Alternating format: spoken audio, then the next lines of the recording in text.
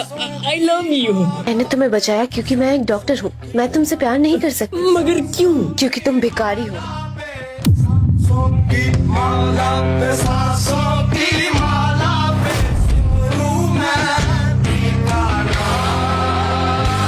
अब मैं भिखारी नहीं रहा, अब मैं नौकरी करने लगा हूँ। अब तुम मुझसे प्यार करोगी ना? तुम ये सब मेरे लिए क्यों कर रहे हो? तुमने मेरी जान बचाई थी, इससे बढ़कर कोई और कारण हो सकता है क्या? पर मुझे मजदूर लोग पसंद नहीं। पर मुझे मजदूर लोग पसंद नहीं। I love you. मैं कंपनी का मालिक बन चुका हूँ, अब तुम मुझसे प्यार करोगी ना? मुझे अनपढ़ लोग पसंद नहीं है। पीछा करना बंद करो।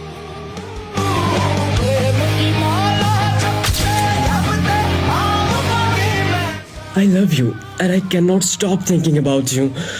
I really want to marry you. ये सब ठीक है,